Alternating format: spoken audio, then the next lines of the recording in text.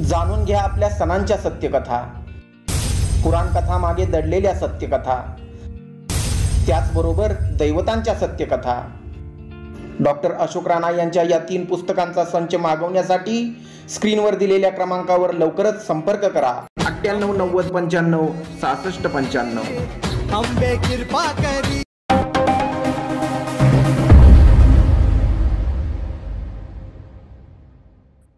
मी आहे डॉक्टर अशोक राणा आणि हे आहे मराठी दर्शन. आपण आज वटपौर्णिमेशी संबंधित एका मातृदेवतेशी चा परिचय करून घेतो. तिचं नाव आहे वट दखेण.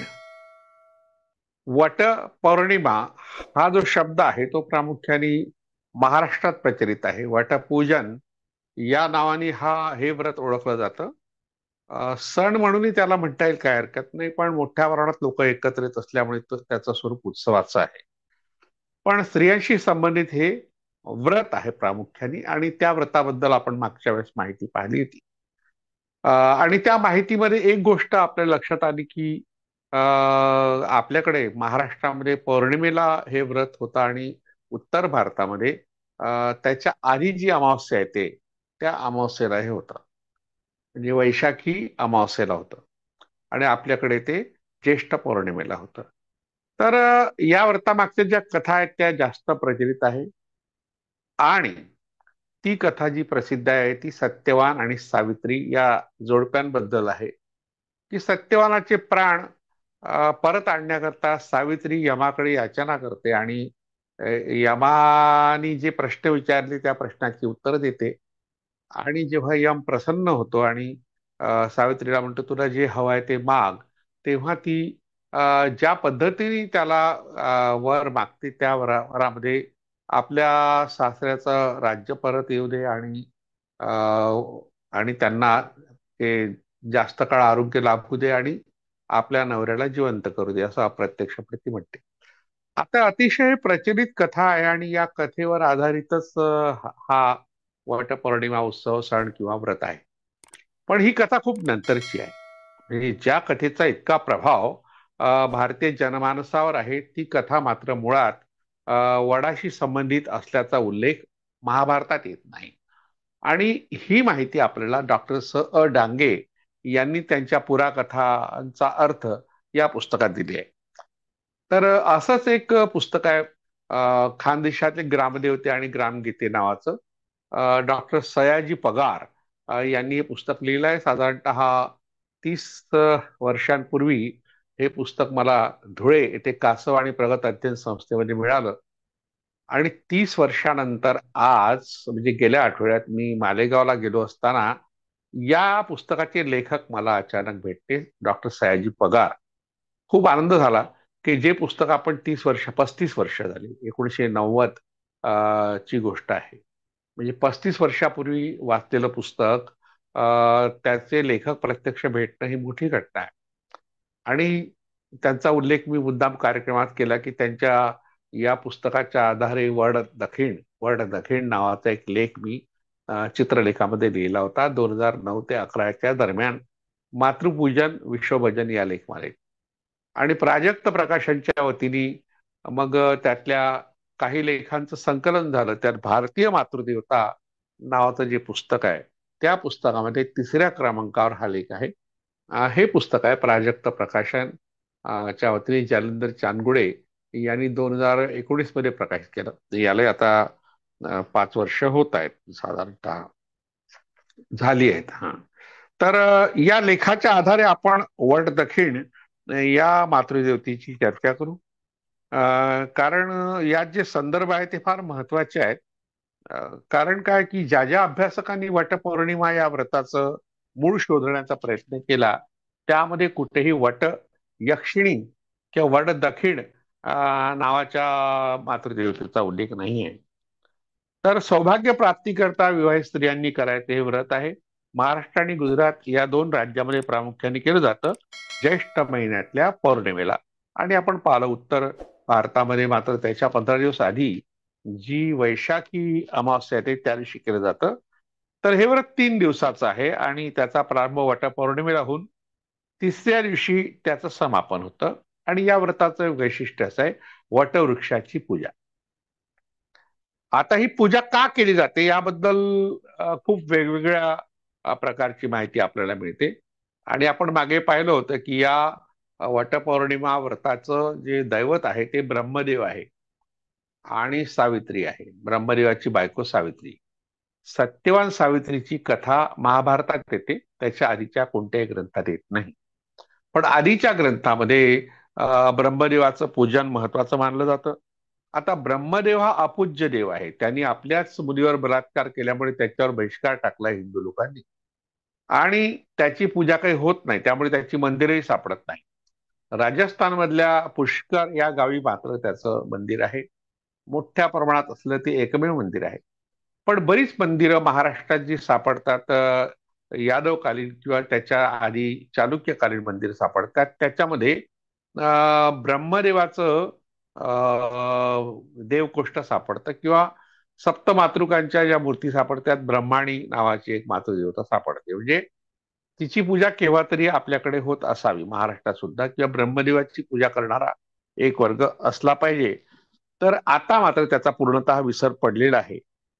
तर उत्तर भारतात या व्रताचा आरंभ वैशाख कृष्ण त्रयोदशीला होऊन त्याची समाप्ती अमावस्येला होते. म्हणजे पौर्णिमेशी त्याचा काही संबंध नाहीये. यात वटवृक्षाची पूजा होते आणि सावित्रीची पूजा होते. तर हे स्त्रियांचं व्रत आहे. अमावस्येला तिकडे झालेल्या बंगालमध्ये मात्र ज्येष्ठ पौर्णिमेला सुवासिनी आपल्या पतीची पूजा करतात. या ठिकाणी वडाची पूजा होत नाही. पतीच्या अंगाला सुगंधी तेल आणि चंदनाची उटी लावून त्याच्या गळ्यात फुलांचा हार घालतात. तसंच नवीन वस्त्र त्याला देतात आणि या दिवशी तिथे यमाची पूजा करून फुलं फळं वडाची डहाळी अर्पण करतात. हीच माहिती वटपौर्णिमा या भागात आपण पाहिली होती. महाराष्ट्रात समजा वडाची पूजा शक्य नसेल तर वडाची फांदी कुंडीत ठेवून वट सावित्रीचे चित्र जे विकत मिळतं छापेल ते भिंतीवर चिपकवून त्याची पूजा करण्याची प्रथा आहे. यातल्या वटसावित्री व्रताचं जे चित्र आहे ते म्हणजे वट वृक्षाच्या पायथ्याशी सावित्री बसलेली आणि सत्यवान हा मरण पावलेला, आणि मग तशी कथा सांगण्यात येतं. ही कथा वनपर्वात महाभारताची येते आणि त्यानुसार सावित्री ही मद्र देशाचा राजा अश्वपती याची कन्या आणि शाल्व देशाचा राजा सत्यवत याची पत्नी होती. आपल्या पातिव्रत्याच्या प्रभावामुळे तिने आपल्या अल्पायू पतीचे प्राण यमधर्माकडून परत आणले. त्यामुळे प्राचीन भारतीय साहित्यात पावित्र्य धर्माचा आदर्श म्हणून तिची प्रतिमा तयार झालेली आहे. महाभारताच्या पूर्वी रचलेल्या तैत्तिरीय ब्राह्मण या ग्रंथामध्ये म्हणजे अनेक वेदांची जी काही माहिती देणारे वेदामधल्या कर्मकांडांची माहिती देणारे ग्रंथ तयार झाले. त्या ग्रंथांना ब्राह्मण ग्रंथ म्हणतात. एक तैत्तिरीय नावाचा एक ब्राह्मण आहे, त्याच्यामध्ये या ग्रंथामध्ये प्रजापतीची कन्या आणि सोमाची पत्नी असल्याचा उल्लेख येतो. म्हणजे वेगळी माहिती सावित्रीची आहे. सत्यवानाशी तिचा संबंध असल्याचं काही दिसत नाही. म्हणजे सत्यवानाचा संबंध महाभारतात आलेला आहे. महाभारतात अश्वपती नावाचा जो राजा आहे त्यांनी अपत्य प्राप्तीकरता 18 वर्ष कठोर नियमांचं पालन केलं. त्यामुळे देवी सावित्री संतुष्ट होऊन तिने त्याला तेजस्वी कन्या होईल असा वर दिला. परंतु यावर तू काही बोलू नकोस अशी सक्त ताकीद दिली. सावित्रीच्या कृपेने त्याची पत्नी गर्भवती झाली आणि तिला मुलगी झाली म्हणून तिचं नाव सावित्री असं ठेवलं गेलं. म्हणजे मुळात ब्रह्मदेवाची पत्नी सावित्री हिच्या कृपेने मुलगी झाली म्हणून तिचं नाव सावित्री ठेवलं गेलं. अशोपतीने कुलाचा उत्कर्ष साधणारे पुष्कळ पुत्र होऊ द्यावे अशी इच्छा सावित्री देवीजवळ केली होती, परंतु तसं काही झालं नाही. सावित्री त्याची कन्या इतकी सुंदर होती की तिच्या तेजाने दिपून कोणीही तिच्याशी विवाह करायला तयार नव्हता. म्हणून शेवटी राजाने तिलाच पती निवडण्याचं स्वातंत्र्य दिलं. म्हणजे आता ही कथा महाभारतातली आहे. महाभारत साधारणतः 1500 वर्षापूर्वी रचलेला ग्रंथ आहे. काही लोक त्याला 2000 पर्यंत नेतात. साधारणतः 2000 वर्षांपूर्वी हा ग्रंथ लिहिला आहे. आणि त्या ग्रंथात एखाद्या मुलीला तिच्या वडिलांनी किंवा आईनी आपला पती निवडण्याचं स्वातंत्र्य दिलं असेल तर ही मोठी घटना आहे महाभारतात असलेली, आणि भारताच्या दृष्टीने मोठी घटना आहे. ती बाहेर पडली आपला नवरा शोधायला आणि नवरा निवडला. तर नवरा जो आहे तो कोण होता? शाल्व देशाचा राजा दिवसेन याचा. हा राजा आंधळा होता तर त्याचं राज्य त्याच्या वैराने हिरावून घेतलं होतं. त्यावेळी त्याचा मुलगा लहान होता. त्या मुलाला व पत्नीला घेऊन तो वनात तपश्चर्या करू लागला. अशा स्थितीत मोठ्या झालेल्या त्याच्या मुलाशी, सत्यवानाशी सावित्रीने विवाह करायचं ठरवलं. नारदाला जेव्हा हे वृत्त कळलं तेव्हा त्याने सांगितलं की तो 1 वर्षाने आयुष्य संपून मरण पावेल. नारदाची प्रतिमा आपल्या बहुतेक कथांमध्ये खलनायक अशी केली आहे. वाईट असेल तेवढं सांगायला ते येतो, चांगलं सांगायला काही येत नाही. तरी सावित्रीने ठरवलं की लग्न करायचं त्याच्याशीच. त्यामुळे राजाने तिचा विवाह सत्यवानाशी लावून दिला. आपल्या मनासारखा पती मिळाल्यामुळे सावित्री आनंदित झाली. परंतु वर्षभराने त्याचा मृत्यू होणार म्हणून वर्ष पूर्ण व्हायच्या आधी 4थ्या दिवशी तिने 3 दिवस अखंडपणे उभा राहण्याचं व्रत धारण केलं. अखेरीस मृत्यूचा दिवस आला.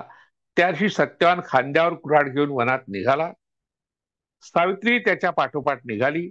लाकडं तोडण्यास सत्यवानाने सुरुवात करता तो घामाघूम झाला. आपलं सारं अंग दुखत असून हृदयात कळा येत असल्याचं त्यानं सावित्रीला सांगितलं. तेव्हा सावित्रीने आपल्या मांडीवर त्याचं डोकं ठेवून त्याला आराम करायला सांगितलं. तो लवकर झोपी गेला असताना पिवळं वस्त्र परिधान केलेला, सूर्यासारखा तेजस्वी, लाल डोळ्यांचा, हातात पाश घेतलेला एक भयंकर पुरुष सत्यवानाकडे पाहत बाजूला उभा आहे असं सावित्रीने पाहिलं. सावित्रीने सत्यवानाचं मस्तक खाली ठेवून ती उभी राहिली. मग त्याला तू कोण आहेस असा प्रश्न तिने विचारला. तेव्हा त्याने आपण यम असल्याचं सांगितलं. तसंच त्याने सत्यवानाच्या शरीरातील अंगठ्या एवढा जीव ओढून बाहेर काढला. तो चालू लागला. म्हणजे जीव काढला, तो अंगठ्या एवढा होता आणि मग तो चालायला लागला. तेव्हा सावित्री त्याच्या पाठोपाठ गेली व तिने यमाकडून काही वर मागितले. त्या चलाखीने तिने सत्यवानाचे प्राण परत आणले. सावित्री व्रताच्या या कथेतून पतीसाठी जीवाचा आटापिटा करणारी भारतीय स्त्रीचा आदर्श अशी सावित्री रंगवली गेली आहे. तीच कथा वारंवार सांगण्यात येते. स्त्रियांना सुद्धा ती खरी वाटते आणि आदर्श स्त्री म्हणून स्वतःकडे त्या पाहायला लागतात. आता या कथेवर काही लोकांनी आक्षेप घेतले आहे. त्यात मुख्य आक्षेप जो घेतलाय तो ताराबाई शिंदे यांनी घेतला आणि त्यांचं म्हणणं की अशा तऱ्हेने एखाद्या पुरुषाचा प्राण वाचवण्याकरता स्त्रीने हे सावित्री व्रत केलं, वटपौर्णिमेचं व्रत केलं, वटपूजन केलं अशी कथा पुराणं सांगतात किंवा महाभारत सांगतात. पण एखाद्या पुरुषाने आपल्या बायकोचा प्राण वाचवण्याकरता कोणतं व्रत केलं आहे काय? अशा प्रकारचं कोणत्याही प्रकारचं व्रत हे आपल्या धर्मात नाही, हिंदू धर्मात नाहीये. तर असा एक आक्षेप हा ताराबाई शिंदेने घेतला आणि मग महाराष्ट्रातील कोणत्याही संस्थेने तिकडे लक्ष दिले नाही वगैरे आपण म्हटलं होतं त्यांच्या स्मृतीबद्दल. तर ही ताराबाई शिंदे ज्या होत्या त्या बुलढाणा इथे 1850 मध्ये त्यांचा जन्म झाला. 1910 मध्ये मृत्यू झाला. 1882 मध्ये हे स्त्री पुरुष तुलना नावाचं पुस्तक त्यांनी लिहिलं आणि ह्या पुस्तकामध्ये पहिल्यांदा महिलांच्या वेदना व्यक्त झाल्या. स्त्री मुक्ती संघटनेच्या दृष्टीने किंवा स्त्रीवादी विचाराच्या दृष्टीने साधारणतः 1885 मध्ये लिहिलेले पुस्तक फार महत्वाचं आहे आणि त्या सावित्री व्रतावर त्यांनी आक्षेप घेतलाय. तो सामाजिक स्वरूपाचा होता, त्यामुळे त्याची चर्चा जास्त प्रमाणात झाली. पुढल्या काळात काही स्त्रीमुक्ती संघटनांनी सावित्री व्रताची कथा बदलवून टाकली, कारण मिथक ही कायम राहतात समाजामध्ये, ती बदलता येत नाही. त्यापेक्षा मिथकाचं रूप बदलता येतं आणि मिथकाच्या आधारे समाज आपल्या धार्मिक धारणा जोजवीत असतो. तर अभ्यासकांनी काही आक्षेप घेतले आहेत. त्या 2 अभ्यासकांचा या ठिकाणी परामर्श आपण घेऊ, कारण हा आपण वटपौर्णिमेच्या भागात नव्हता घेतला. तर पहिला आक्षेप आहे डॉक्टर आह साळुंखे सरांचा आणि दुसरा आहे स अ डांगे यांचा. तर आह साळुंखे म्हणतात, महाभारतात आलेली सावित्रीची कथा ही अशी आहे. आपल्या डोळ्यासमोर परंपरेतून आलेली तिची देदीप्यमान प्रतिमा आहे, परंतु प्रत्यक्षात या कथेत मात्र त्या प्रतिमेशी बरंचसं विसंगत असं चित्रण आहे. प्रतिकूल परिस्थितीच्या दडपणाखाली भरडली गेलेली आणि त्या परिस्थितीवर मात करण्यासाठी विविध व्रतवैकल्य करणारी एक असहाय स्त्री म्हणून ती आपल्या पुढे येते. ही व्रतवैकल्य सावित्रीचा गौरव करणारी नाहीत, तर पुरुष प्रधान व्यवस्थेला क्रूरपणे मजबूत बनवणारी आहे. या आपल्या मताच्या स्पष्टीकरणासाठी डॉक्टर साळुंखे यांनी पुढे सविस्तर चर्चा केली आहे. तर सगळ्यांचा या ठिकाणी परामर्श घेणं शक्य नाही.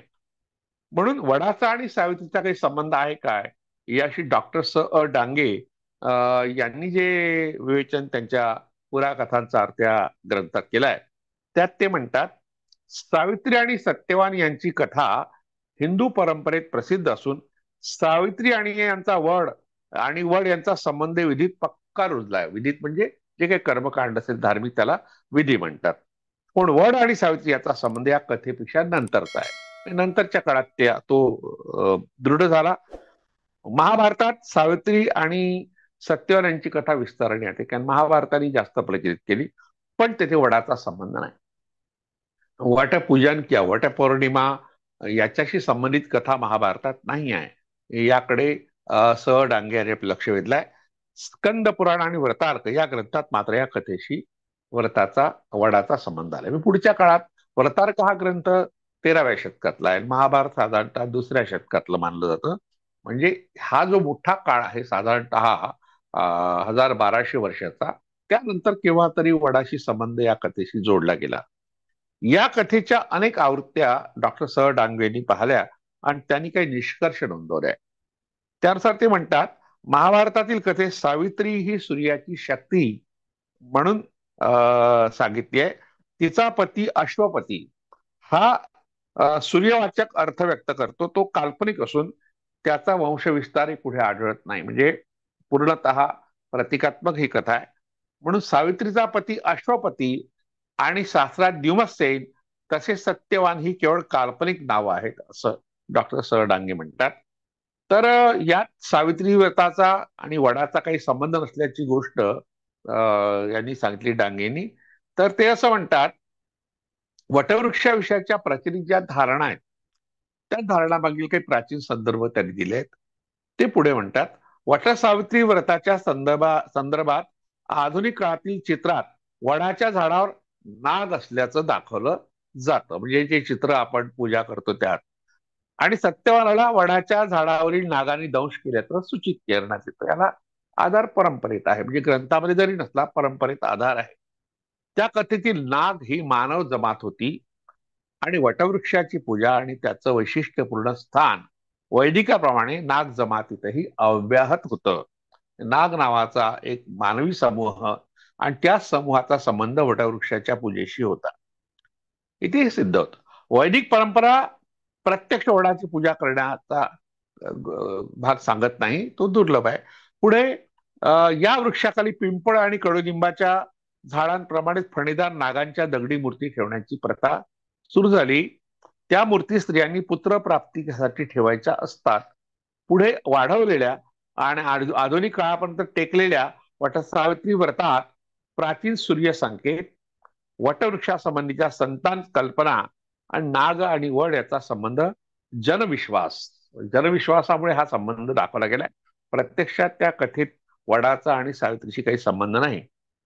वडा कधी नष्ट न होऊ शकणारा वृक्ष आहे, म्हणजे त्याला अक्षय वृक्ष म्हणतात. अक्षय वट हा एक शब्द प्रचलित आहे. न्यग्रोध या नावाने संस्कृत भाषेमध्ये त्याला ओळखतात, कारण त्याच्या पारंब्या खाली जमिनीत शिरतात आणि पारंब्या ज्या ठिकाणी जमिनीत शिरतात त्या ठिकाणी नवीन वृक्ष त्याचं खोड तयार होतं. अशा तऱ्हेने सतत वडाच्या पारंब्या जमिनीत गेल्यामुळे खूप मोठ्या प्रमाणात वडाचा परिसर झाल्याची अनेक गाव आहेत. तसं आपल्या पांडुर्णा नावाचं गाव आहे इकडे छिंदवाडा जिल्ह्यामध्ये मध्य प्रदेशात. ते वडचिंचोली नावाचं गाव आहे. त्या वडचिंचोलीमध्ये पूर्ण परिसर वडाच्या झाडांनी, अशा तऱ्हेचे अनेक वृक्ष आहेत. तर वडाचा रस हे वीर्य आणि डहाळ हे पुरुषाचं जननेंद्रिय मानलं गेलं आणि त्यामुळे मग पुंसवन नावाचा एक विधी वैदिकांनी तयार केला. त्यांचं म्हणणं आहे की बा वडाचा हा जो रस आहे हा किंवा पारंबीचा रस पत्नीच्या उजव्या नागपुडीत टाकावा, तिला पुत्र होईल, अशा प्रकारचा एक संस्कार आयुर्वेदात आहे. वडाप्रमाणे नाग हाही संतानदाता आहे. म्हणजे नागाचा आणि लिंगाचा संबंध काय आहे आपण यापूर्वी पाहिलेला आहे. तर त्याचा पुरुष लिंगाशी संबंध आहे आणि जगातल्या सगळ्याच संस्कृतीमध्ये अशा तऱ्हेने नाग आणि पुरुष लिंगाचा संबंध दाखवला गेलाय. भारतातील जी प्राचीन यक्ष संस्कृती होती त्याही ठिकाणी नागाला यक्ष म्हटलंय. आणि यक्षांना विद्याधर असंही म्हटलं जातं. अशा तऱ्हेने ज्ञानाचा संबंध नागाशी जोडलाय. वटवृक्षाला ज्ञान वृक्ष असंही म्हणतात. बौद्ध साहित्यामध्ये वट आणि नाग यांचा संबंध स्पष्ट होतो. वडावर अप्सरा राहतात असाही उल्लेख अथर्ववेदात आढळतो. अप्सरांना यक्षिणी या नावाने संबोधलं जात असे.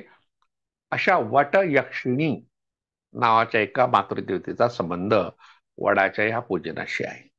सावित्रीचा जरी नसला, सत्यवानाचा जरी नसला, तरी वडाशी संबंधित एक यक्षिणी आहे, तिचं नाव वटयक्षिणी आहे. आणि त्यातून वटपौर्णिमा या व्रताची निर्मिती झाली आहे असं दिसतं. त्याचं मूळ कुठे सापडतं? आपल्याला महाराष्ट्रात खानदेशात सापडतं. खानदेश हा म्हणजे धुळे जिल्हा, जळगाव जिल्हा हाही खानदेशाचा भाग आहे. धुळे जिल्ह्याचं विभाजन होऊन नंदुरबार जो जिल्हा झालाय तो खानदेशाचा भाग आहे. आणि नाशिक जिल्ह्याचा मालेगाव तालुका हा खानदेशाचा भाग आहे.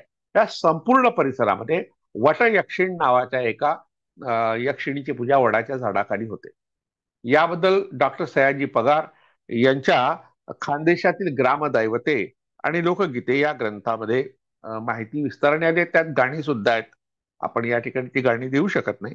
1992 मध्ये हे पुस्तक प्रकाशित झालं. पृष्ठ 37 वर वटयक्षिणी या नावाचे वट दखिण, त्या ठिकाणी वड दखिण म्हटलंय. तर ही ग्रामदेवता अहेव स्त्रीचं प्रतीक मानलं जातं. पतीच्या आधी मरण पावलेल्या स्त्रीला अहेव म्हणतात. अविधवा हा एक शब्द आहे. तिची प्रतिकात्मक मूर्ती बनवून गुढीपाडव्याच्या दिवशी तिला गाड्यावर बसवतात. दुसऱ्या गाड्यावर प्रयाग संगमावून आणलेल्या पवित्र जलमिश्रित पाणी असलेला ड्रम ठेवतात. जर तसं पाणी आणणं शक्य नसेल तर आपण त्या परिसरातील 5 नद्याचं पाणी त्यात टाकतात. त्याची धार गावभर मिरवणूक संपेपर्यंत चालू राहते. वाजंत्र्यांसह निघालेल्या गाड्याची पूजा सुवासिनी करतात. मंदिराच्या परिसरात मिरवणूक आल्यावर वडाच्या झाडाखाली ब्राह्मणाच्या हातून तिची पूजा केली जाते. वड दखिण या नावाने प्रसिद्ध असलेल्या या ग्रामदेवतेचा अत्यंत महत्वाचा सण हा वटपौर्णिमा. स्त्रियांच्या सामूहिक नेणिवेतील आकांक्षांचं प्रतीक असलेली वडदखिण आज फक्त खानदेशातच पूजली जाते. वटपौर्णिमेचा जो सण आहे किंवा व्रत आहे ते मुळात या यक्षिणीशी संबंधित आहे. म्हणून आपण या ठिकाणी मूळ शोधण्याचा प्रयत्न केला आणि त्यात सयाजी पगार यांच्या या पुस्तकाचा संदर्भ मिळाला. तर ही सगळी माहिती भारतीय मातृदेवता या पुस्तकामध्ये आलेली आहे. आपल्याला ते आणखी विस्ताराने माहिती पाहिजे असेल तर ती आपण घेऊ शकता. मुळात झाडांची पूजा करण्याची जी पद्धत आहे ती जगातल्या सगळ्याच प्राचीन संस्कृतीमध्ये आहे आणि त्याला निसर्ग पूजा, वृक्षपूजा या नावाने सुद्धा ओळखलं जातं.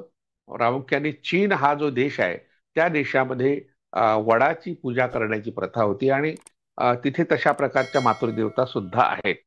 कारण सर्वात प्राचीन संस्कृती जी जगातली आहे ती चीनची संस्कृती आहे आणि तिथे त्या संस्कृतीच्या मुळेच आपण आता बोनसाय तयार करतो वडाची वगैरे. ही बोनसाय करण्याची प्रथा का सुरू झाली? त्याच्या मुळाशी वडाची पूजा करणे ही एक परंपरा आहे. अनेक वृक्षांची, पिंपळाची पूजा करतात. पिंपळाला नागवृक्ष म्हणतात कारण त्याची पानं नागासारखी असतात. वडाला सुद्धा नागवृक्ष म्हणतात. आणि बुद्धाला पहिल्यांदा बोधी प्राप्त झाली ही जी माहिती मिळते जुन्या ग्रंथात ती वडाच्या झाडाखाली ध्यान केल्यामुळे वडाच्या झाडाला बोधिवृक्ष म्हणण्याची प्रथा होती. पुढच्या काळात पिंपळ वृक्षाला ते स्थान मिळालं. पिंपळ आणि वड यांच्यामध्ये बरचसं साम्य प्राचीन संस्कृतीमध्ये आपल्याला सापडतं.